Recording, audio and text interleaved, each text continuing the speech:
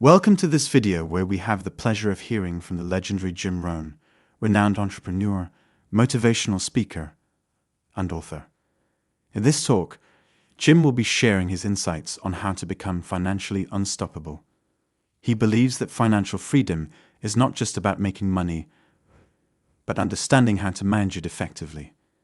With his vast experience in business and personal development, Jim will be sharing practical tips and strategies that you can apply to your life to achieve financial success. So sit back, relax, and get ready to learn from one of the greatest minds in personal finance as Jim Rohn teaches us how to become financially unstoppable. Every American's right, privilege, to become financially independent. So here's my definition of financial independence. The ability to live from the income of your personally invested resources. That's the simple definition. That from the resources you've invested, the income from those resources, you could live. Here's one of the advantages of financial independence. Now you can work or not work. Or you can certainly choose the work to do. Now you can work by choice, not by necessity. And here's one of the best. To be able to work for joy and not for necessity. At first, of course, we have to work for necessity. But if you can finally reach the point where you can work for joy, not for necessity. That happened for me all those years ago. My father kept talking about financial independence, debt-free, no one having a claim on your assets, finally being able to live from the income of your invested resources. I remember the joyful day when that finally arrived. So what I've done now, most of my life, I've had the unique privilege of working for joy, not for necessity. Not that the joy doesn't bring you more income. Not that working for joy doesn't make you another fortune. It certainly has for me, right? Another fortune and another fortune and another fortune. But not because I had to, but because I wanted to. I work now for joy and not for necessity.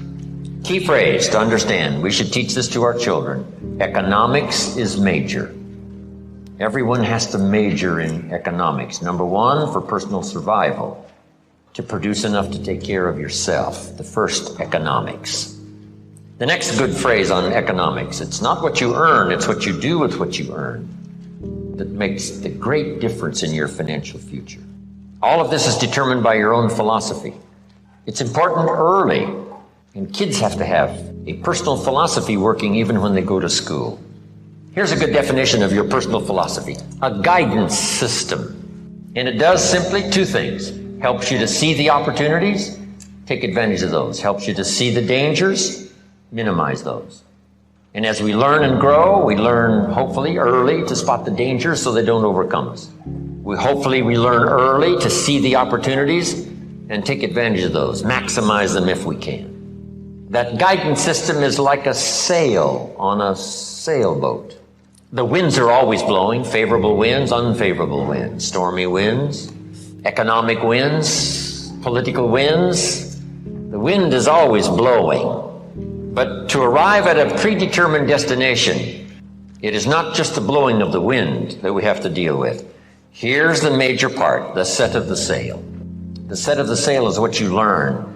Talking to each other, gathering more information, filling up one journal, then another one. Information. Guidance on how to trim the sail, set the sail. The Sunday morning sermon, the lyrics of a song, the dialogue of the movie. Words put into good structure so that they deliver enlightenment, information, knowledge. And we use that to set sail. And it isn't that you set sail once and then that's it and it's over. It is a continual setting of sail every day, every month, every year. Setting sail economically, trimming the sail. For your good health, you just have to set sail toward the destination you wish to reach, having good health. Then it's easy to neglect. Then it's easy to slide. Here's one of the better phrases. Everything by longevity tends to get off course. When the early astronauts made those trips to the moon, on the way to the moon, here's what they had to engage in, mid-course corrections. They look at all the gauges, and some solar winds that they didn't expect has pushed them off course as they look at the gauges. Now they must fire the little rockets to get the spaceship back on course. And it's especially critical if you're headed for the moon. If you're in an airplane and you miss Los Angeles and, make San Francisco, you're okay. But you can't miss the moon. And here's why. If you miss the moon, you can't get back. So just put this little note now. It's a pretty serious note. Some destinations are critical. Speaking of going to the moon, I met Neil Armstrong one time, a little talk he gave. Here's what he said in his little talk. Going to the moon was just a matter of solving a couple of problems. Problem number one, how to get there. And then you just figure that out, how to get there. Problem number two, what? How to get back. That's problem number two, and you just solve that. Now, he said, it's also critical not to leave until you've solved both problems. I thought that was classic. Wow, speeches and information give us so much to chew on. Because you know what I did in some of my enterprises? I figured out how to get in. I didn't figure out how to get out. And some cost me more than I wanted to pay. Just because I, too quickly figured how to get in, did not figure how to get out. Whether it's a lecture like we've engaged in here, hours and hours and hours, or whether it's a simple sermon. Schuler Jr. was giving a classic sermon one morning, and I was privileged to hear it. Here was the notes on his sermon. It's very brief, so I'll give it to you. So jot this down. These are great notes. Here was his sermon. Number one, if you think it's impossible, it isn't. Here was point number two. If you think you know everything, you don't. Point number three. If you think you're alone, you're not. Isn't that a classic? That's a classic sermon. Your philosophy, whether it's your philosophy about economics or your philosophy about marriage or your guidance system about good health, it's easy to get off track. So by longevity, we start, and sure enough, it drifts off course. And that's what sermons are for. And that's what the lyrics of the songs are for in personal conversation, is to get us what? Back on track. And hopefully we're not too far off track so that it doesn't take too long to get back on track. So maybe that's all you needed this weekend. You're doing pretty good, but in a few things you've drifted a little to the right, or you've drifted a little to the left, or just by, a casual approach to some things instead of the serious approach, you're a little bit off track. And it doesn't take that long, if it hasn't gone on too long, to get back on track. But even if it's been a long time, you can start the process overnight. You can start the process. Decision-making this weekend could be some of the most important of your life and your future. Now, your philosophy about money. What about money? What about success? It's a good debate. I've got a good question. It's not necessarily a high moral question, but it's a pretty good question. If you could do better, should you?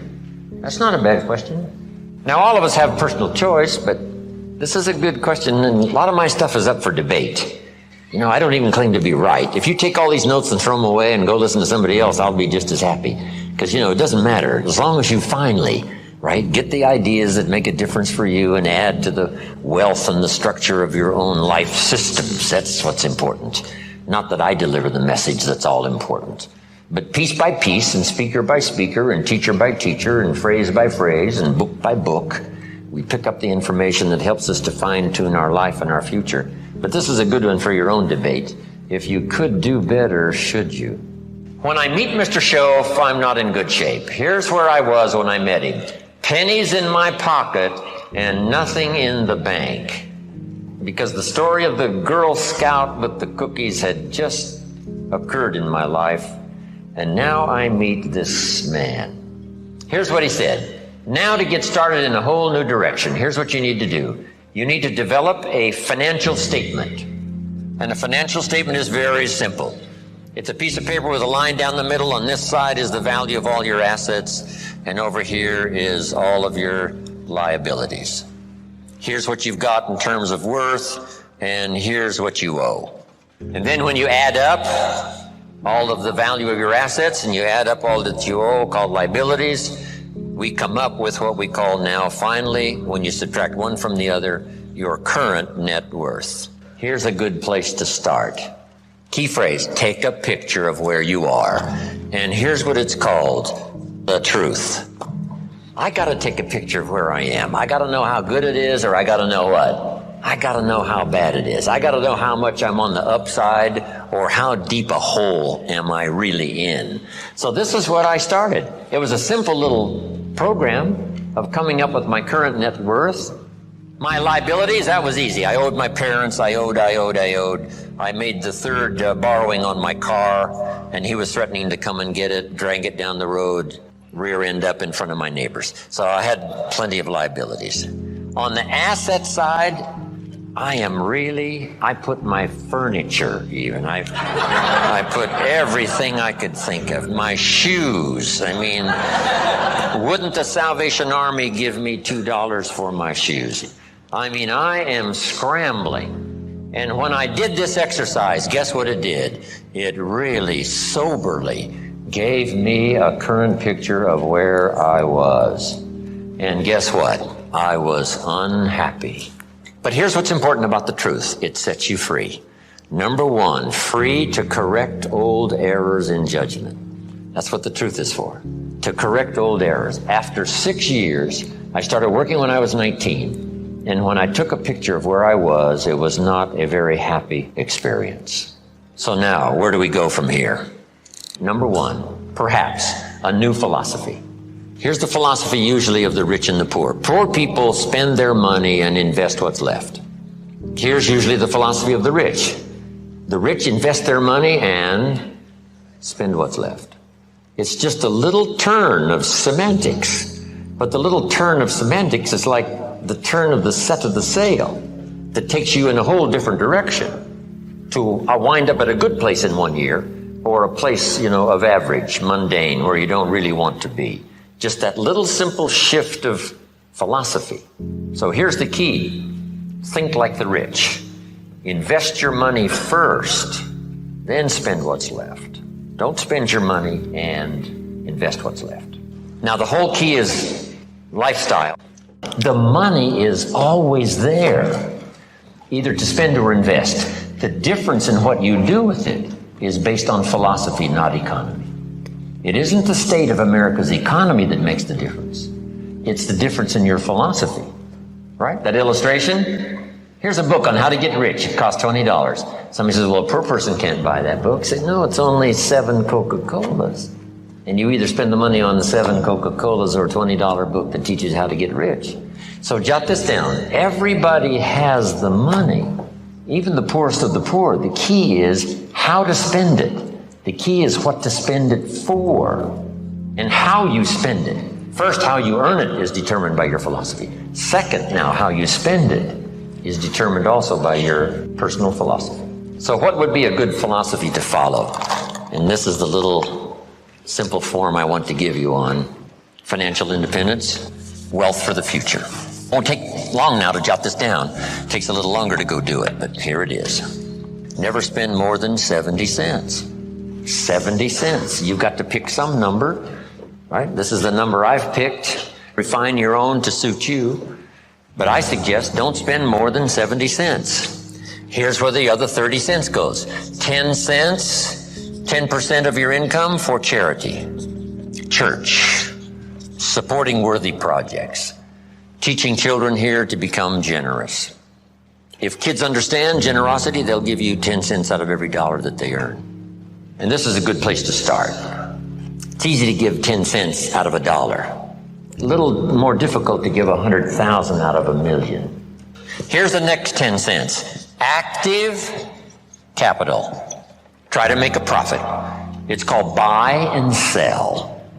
I learned to do this starting at age 25. It's how I made my first fortune. Buying and selling. Active capital means you try to make the profit. Buy a piece of property and improve it and sell it.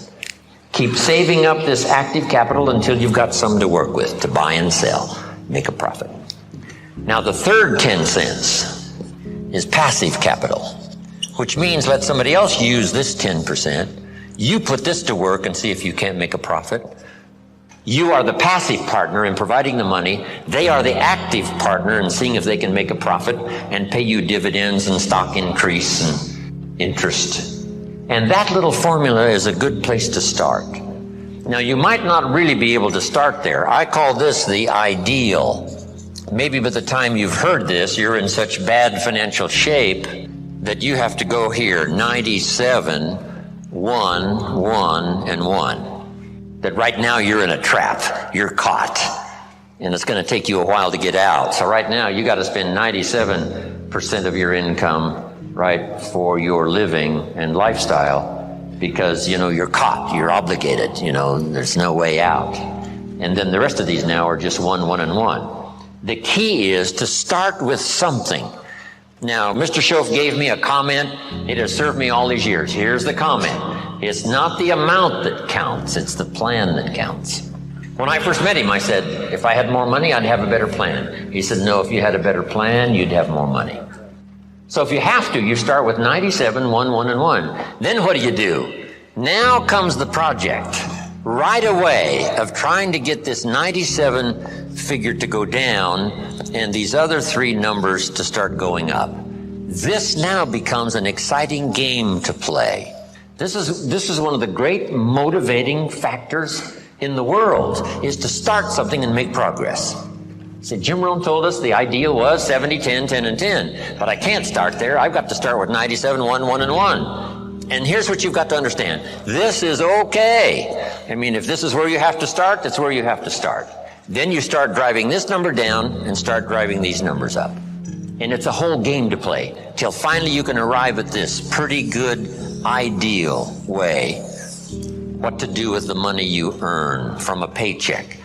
Now, when you start getting into the big money, these numbers have to change again. So if you have to, you start here. Get to the ideal. And then when it really starts to flow in your favor, you rearrange this program again, 10%. Because if you're doing big time, you couldn't spend 70% of your income. It would be obscene. So just a little formula to follow. Here's the next one now. This is only a suggested plan. This is not written in any law.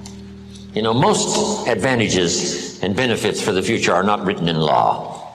There's no law that says you must not have a heart attack. Where is it written? There is no law. That you must demand of yourself. There is no demand that you have a good financial plan that'll safely take care of your family for the future. There is no law. You could be careless and lose it all and finally have to be supported by the state. So there is no law that you must be responsible and have a good financial plan. You must demand it of yourself. So I'm asking you to make that note. It's what we demand of ourselves that counts. There's no law that says you must have a health plan that's going to make you extremely healthy for the next 10 years. There is no law. That you must demand of yourself. And those are the disciplines now that really start to count, the ones you demand of yourself.